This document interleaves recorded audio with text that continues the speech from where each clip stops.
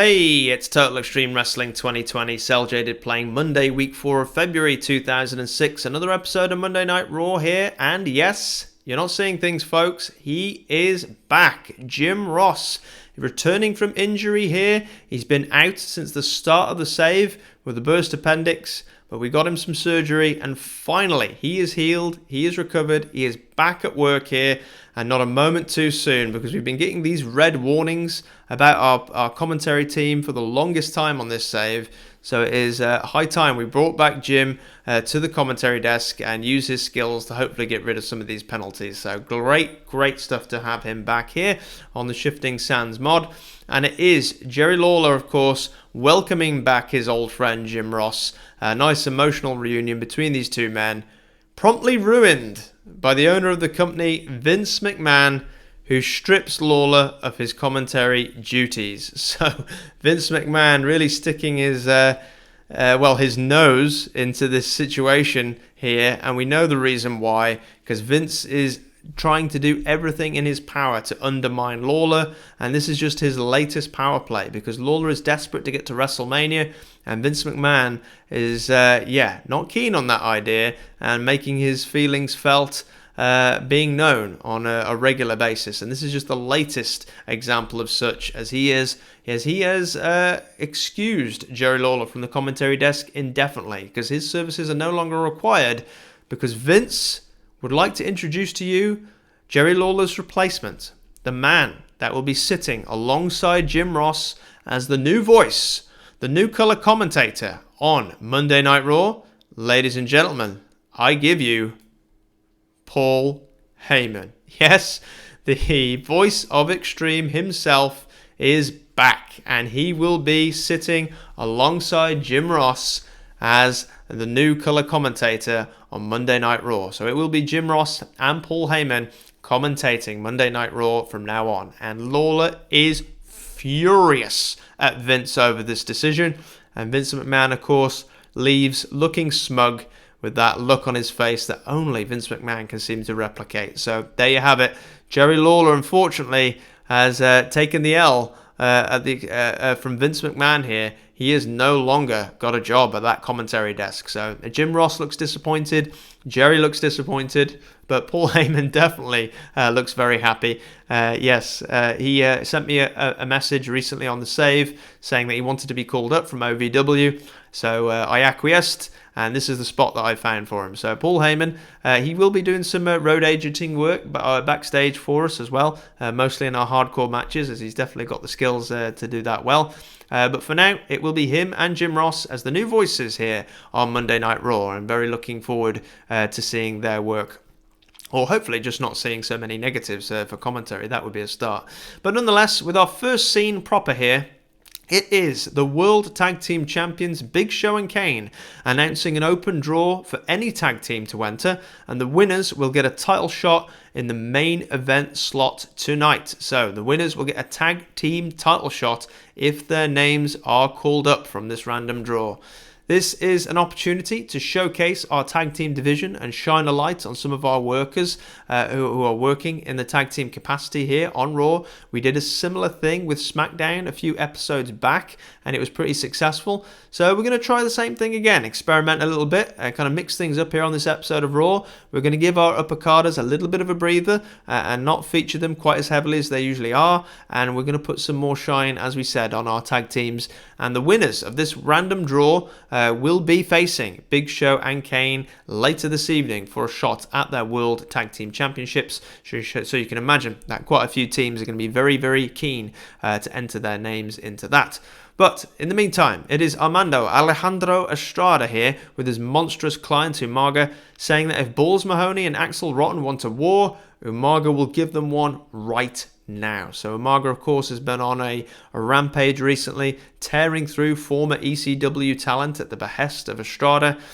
And Axel Rotten and Balls Mahoney were successful in driving off Umaga last week when they attacked him from behind 2-on-1, kind of using underhanded tactics that Umaga likes to use himself normally. But yes, Umaga now is kind of ready, and he's prepared, and he is on the lookout for any such sneak attacks this time. So it is going to be a straight 2-on-1 battle here on Monday Night Raw. So let's get to it.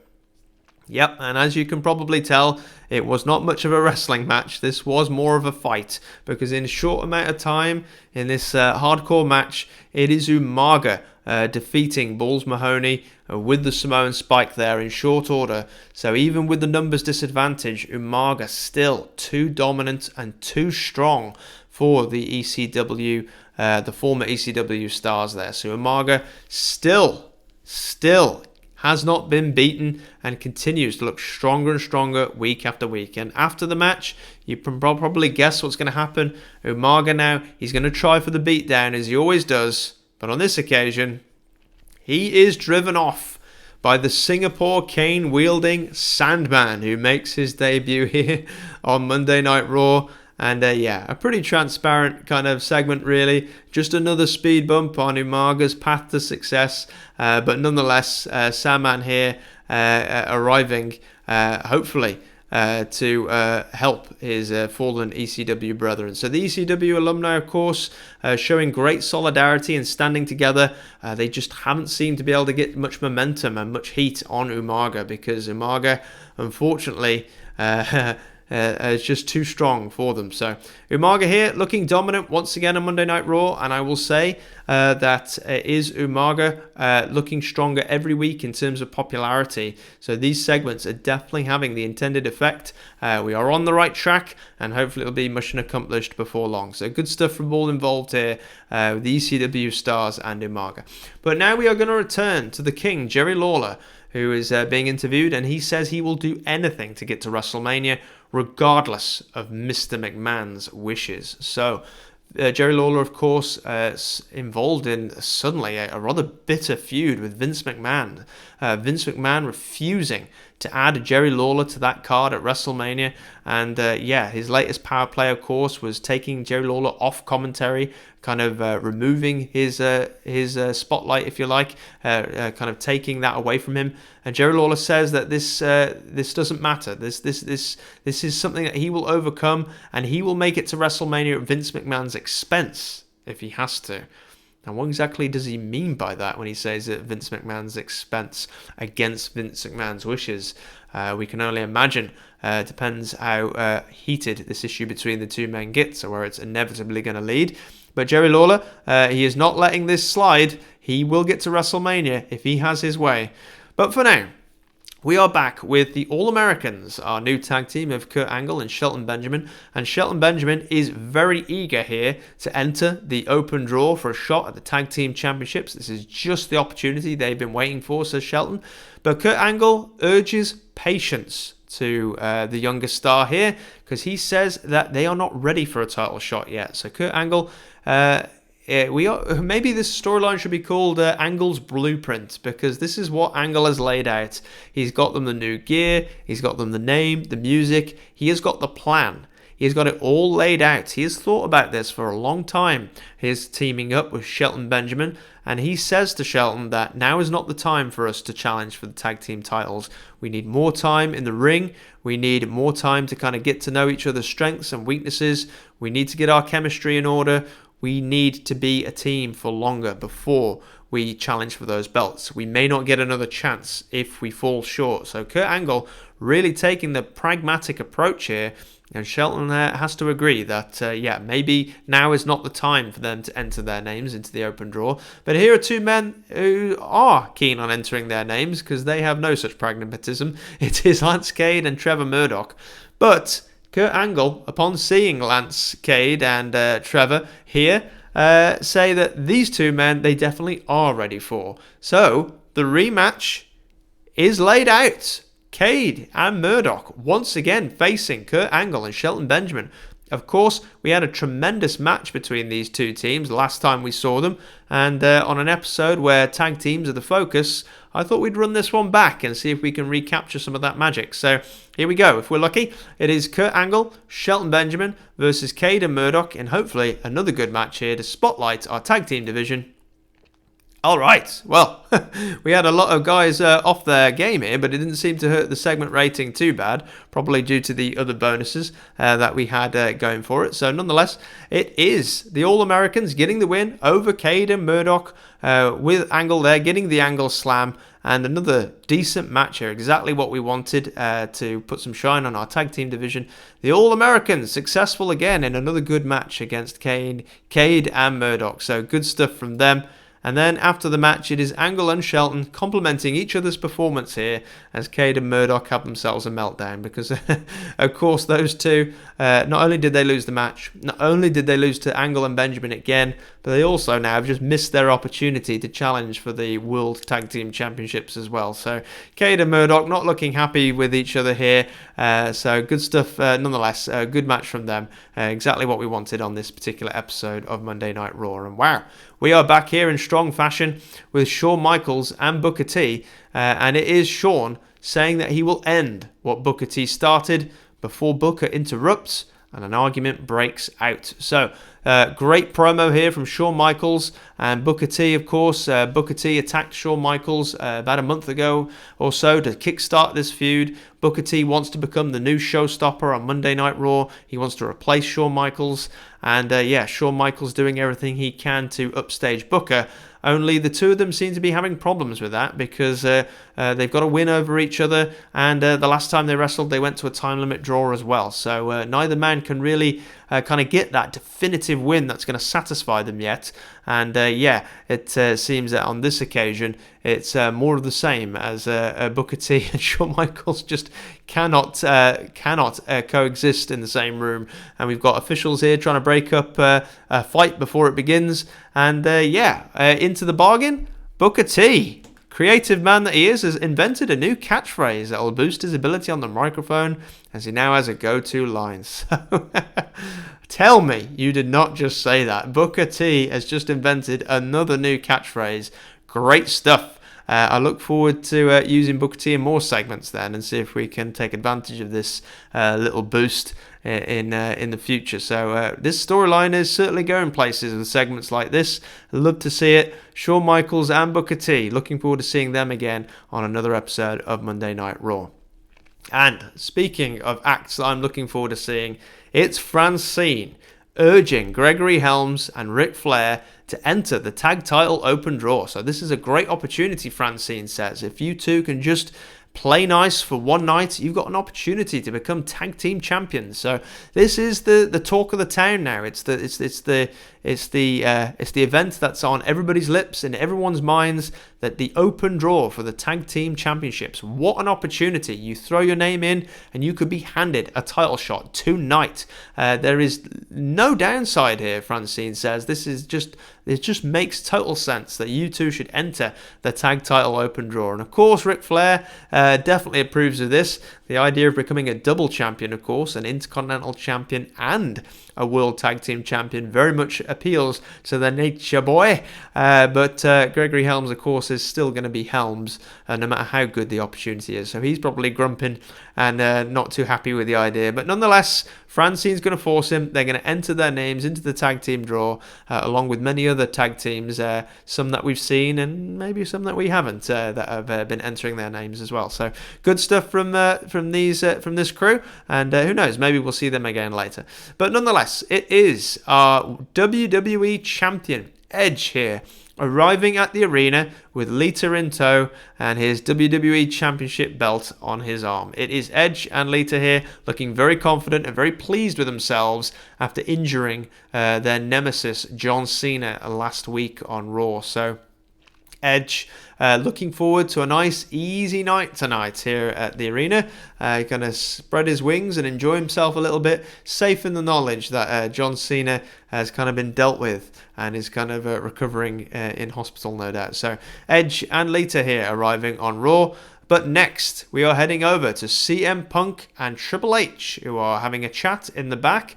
We've seen these two talking quite a lot recently, getting very chatty with each other. And it is Triple H, of course, now leaving for his match. So Triple H and CM Punk seen backstage together talking once again.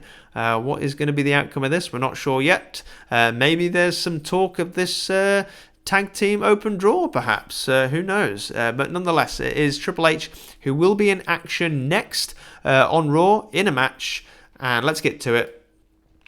Okay, so half decent match. Rosie unfortunately was off his game on this occasion, but we did chuck Rosie in this match mainly as a bit of a reward, as he was cooking up a storm on the barbecue during one of our recent shows and really cheering everyone up backstage. So we thought we'd give him throw him a bone here, a quick match on Raw, just to give Hunter some momentum. So good stuff for Hunter here, getting himself a nice convincing win.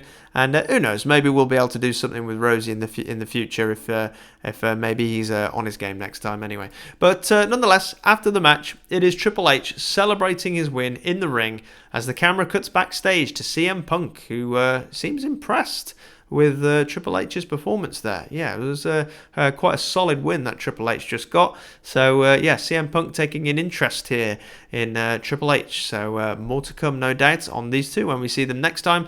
But, nonetheless, it is Johnny Nitro, Joey Mercury, and Melina Perez. Eminem, of course, from SmackDown. What are they doing here on Raw? That's what Vince McMahon wants to know.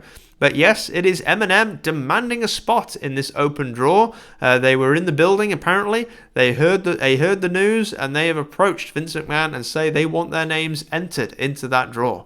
So, of course, we saw Eminem, and we can probably guess the reason why they're here, because they were upstaged, unfortunately, by none other than Big Show and Kane, who themselves crossed brands over to SmackDown to kind of ruin their photo shoot. And this is the kind of argument that they're bringing to Vince now, is that you can't allow this to happen. If they're allowed to cross over brands, then so should we. We should get an opportunity to face them for those titles, and then we can become double champions and prove to everyone that we are the best tag team in WWE. But Vince McMahon, he's going to pull out the excuse out of nowhere here and says that, contractually we can't do it. We can't have a SmackDown wrestlers taking part here. So he denies their request, but Melina being very insistent that Vince McMahon should do what's best for business, and he agrees to hear her out. So Vince McMahon and Eminem are going to have a further chat about this matter, but for the moment, according to Vince,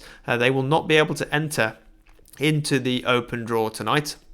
And as you can see here, once again, we are crossing the boundaries with our tag team champions. The idea, of course, eventually when the tag titles are unified, is that the champions, the undisputed champions anyway, will be able to cross brands to face tag teams on both shows to kind of get past the weak roster depth when it comes to tag teams.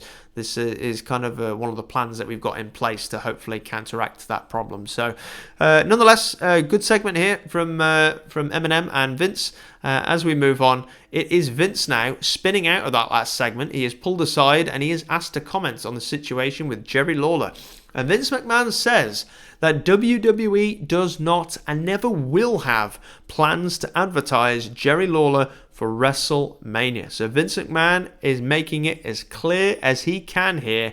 No, Jerry Lawler will not be going to WrestleMania. He will not be booked on that supercard. As long as there is breath in my body, WWE will not involve Jerry Lawler in a wrestling capacity at WrestleMania. So Vince McMahon just being as kind of blunt as he can about this, which upsets someone.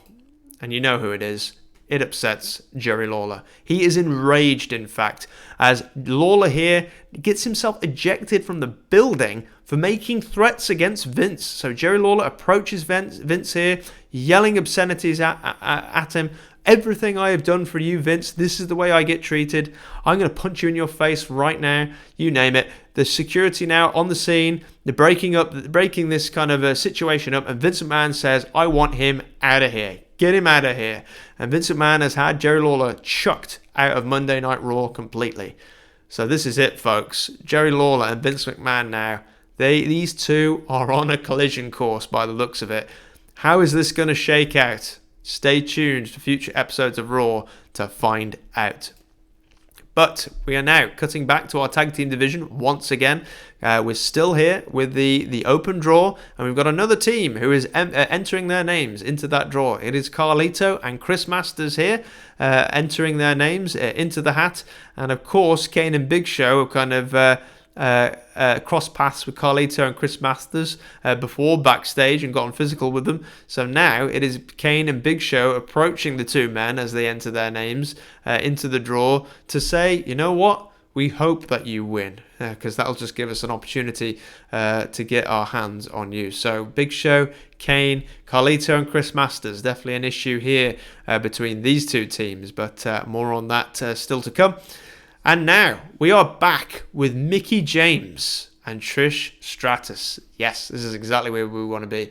Mickie James urges a conflicted Trish Stratus to show Jacqueline and Ashley who the top girl is. So, of course, following on from the last time we saw these two ladies, it was Jacqueline who interfered in a match involving Trish, causing the DQ. The two of them got into a scuffle over various slights that Jackie perceived as Trish having committed against her.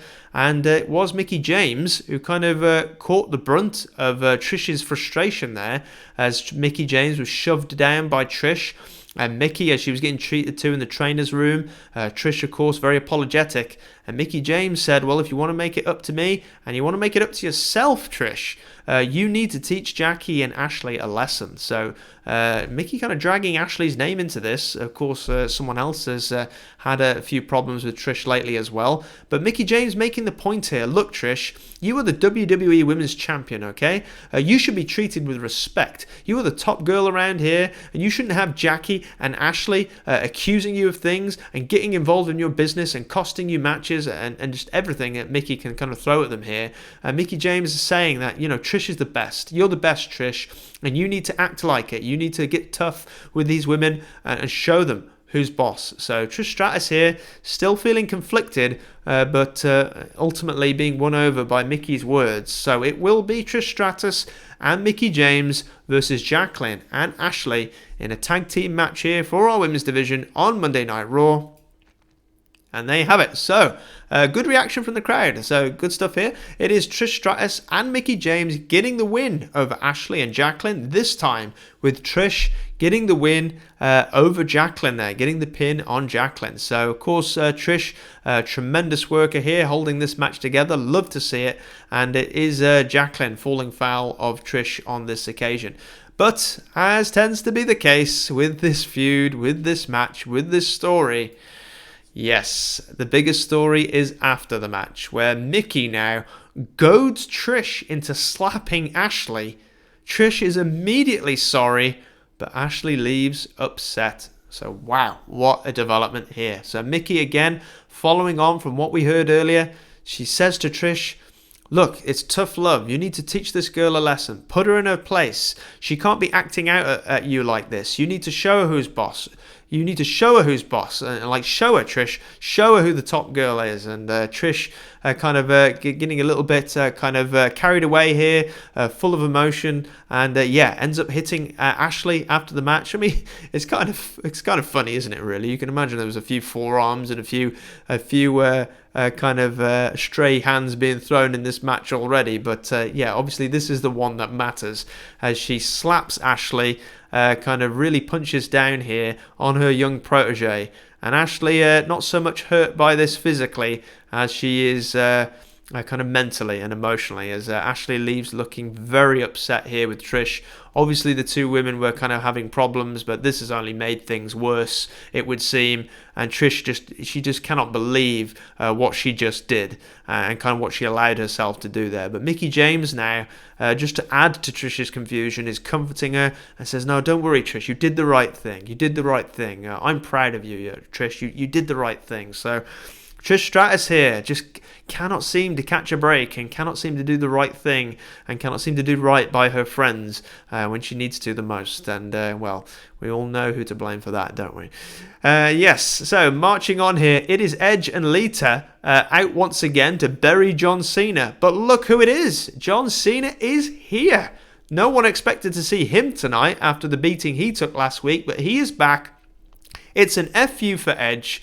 Lita there has to get Edge to high ground, get him to safety, pull him out of there, because Cena grabs the mic and shouts that he wants bloody revenge next week, where of course Edge will be facing John Cena for the WWE Championship. It's a match already booked, so a shorter segment this week, as we can see in the segment. John Cena will have his ribs taped up or something to that effect. We can see that he's not 100%. We can see that essentially that he's just checked himself out of hospital. He's checked himself out of that local medical facility, the infamous medical facility.